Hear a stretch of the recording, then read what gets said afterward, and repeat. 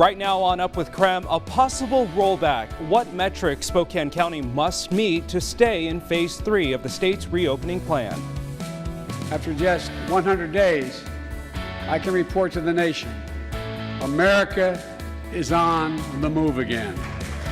President Biden's first address to Congress was met with cheers and some jabs from Republicans. This morning, we're looking into the most searched topics during his speech. The warmest days we've seen so far in 2021 are upon us, but as we head into the weekend, there's a cool down. I've got your Bloomsday forecast. Bloomsday traditions. This morning, we take a look back at history of the runner's t-shirt as we await this year's iconic reveal. Up with KREM starts right now. Good morning and welcome to Up with KREM. Happy Thursday. Look at that. What a beautiful We love sunrise. the sunrises here in the inland northwest. It is just the best. And yeah, we're counting down to Bloomsday, getting a little bit closer. Well, good morning again. I'm Tim Pham. So glad you're starting your morning with us. That's right. Happy Thursday. I'm Dana Marie McNichol. And as Tim was saying, we are one day closer to the weekend.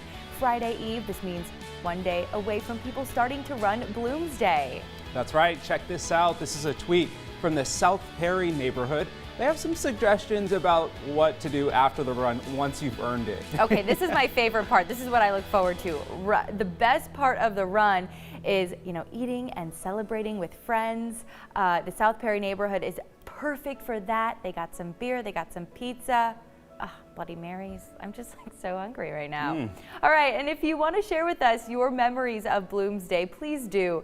We have a great one from Travi and Petey from 2020. Thank you so much. Send us your thoughts, 509-448-2000. We're going to throw your photos and memories up here. Love this. And another thing I want to ask people to send in is if you have any old Bloomsday shirts. Dana Marie has a great story coming up about the history of the shirts. And if you have a vintage one that not a lot of people have, share it with us. Please text us a picture of the shirt. Yeah, that's a great idea, Tim. I really like that idea. And can I also make a request? Any tips? Pro tips. I need pro tips. I definitely do. This is my first Bloomsday. So, if you have any pro tips, be sure to text those in as well. Jeremy needs all the pro tips for Doomsday Hill. Oof. He'll be out there tomorrow, and it is a monster of a hill, Jeremy. Just be prepared. Wear good shoes. Tim, so here's how this one plays out. I don't even have running shoes yet. Oh my goodness.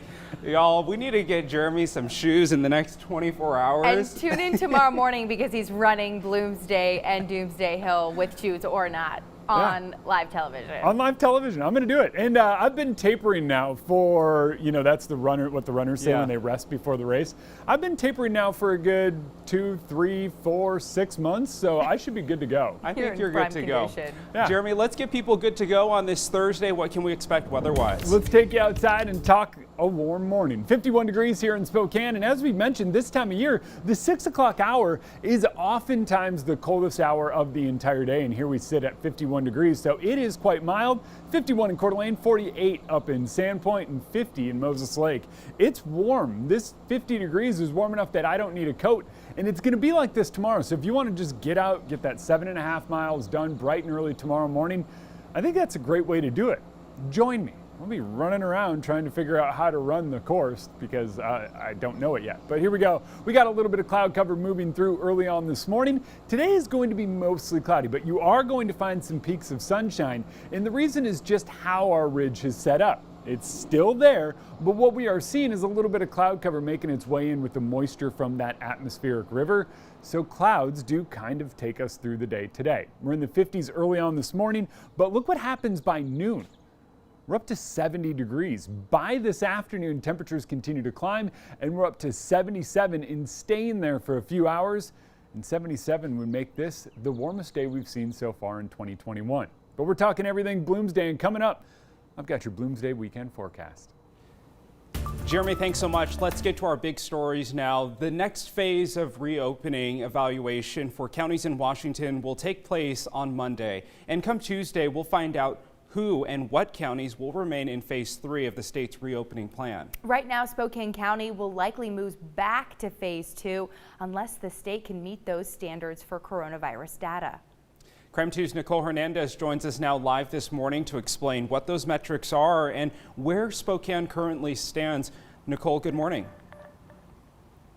Good morning, Tim, Dana Marie. So right now I'm at Cliff Drive overlooking all of Spokane, which of course is going to be affected by this reopening plan. So under Governor Inslee's newest reopening plan here, every county, including Spokane here, has to meet one of two metrics to stay in phase 3, which is what we're at right now. So here's a breakdown of what those numbers actually look like. The two metrics are one, coronavirus case rate over 2 weeks, and then the other one, hospitalization rate over 1 week. So Spokane Regional Health District reported 299 COVID-19 cases per 100,000 people from April 11th to the 24th. That's that 2-week period.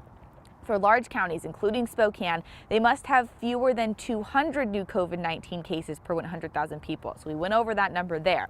Spokane County also reported 8.6 hospitalizations per 100,000 people. To stay in phase 3, Spokane County must have fewer than 5 new COVID-19 hospitalizations per 100,000 people. Again, going over that number there in Spokane County. Health experts say the county has been trending in the wrong directions in terms of these metrics. So here's what Interim Health Officer Dr. Frank Velasquez had to say about this yesterday in a press conference. So if nothing changes and the assessment is done exactly the same way that has been proposed, and there are no modifications, we're not meeting and will not meet those two metrics come next Monday. Now, Spokane County moves back to phase 2. Indoor dining, fitness, training, and entertainment establishments are all going to be reduced from 50% capacity back down to that 25% capacity. And again, those evaluations are happening on Monday. We'll find out Tuesday if we end up having to go back to that phase 2. Live in Spokane, I'm Nicole Hernandez. Nicole, thanks so much for that update.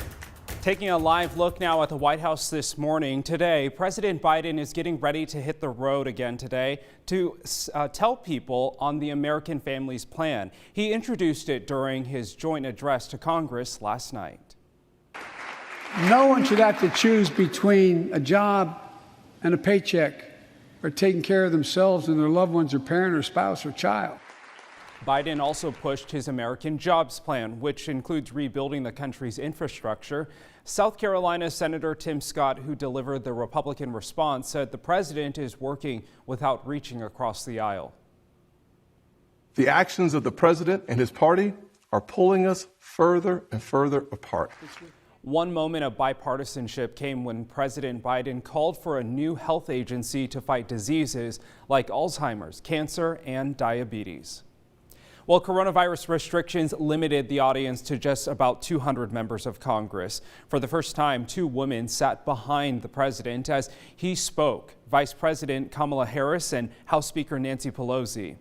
Well, Senator Tim Scott isn't the only person who has an opinion on President Biden's speech. Dana Marie McNichol joins us now with a look at what was trending during the president's address to Congress. Yeah, good morning, Tim. A lot of people were taking to Twitter, social media, Google, wondering what these topics were and how to get more information on them. So we're going to take a look at what people were searching on during that speech. Here are them by topics in real time. Many concerned with unemployment, which is the top orangey yellow line. So also right underneath that was the wages. They were worried about money, really. Searches for President Biden's new American Jobs Plan also spiked. The job growth by president, that chart spiked 3,200%, and his American Jobs Plan rose over 1,500%. So it does seem like people just want to know more information about it, since the fact sheet for the American Jobs Plan rose over 1,200%. Now, by the end of the night, people wanted someone to fact check all of the information. This is what the searches look like for the term fact check. So definitely spiked as they were watching that speech. 6:08 now. It's time for your morning rush. More news in less time. Let's get right to it. 2 suspects who are linked with a string of robberies in North Idaho and Spokane have been arrested. According to Spokane Valley Police, the suspects were linked to robberies at Wells Fargo in Post Falls, Banner Bank in Spokane Valley, and First Interstate Bank in Spokane.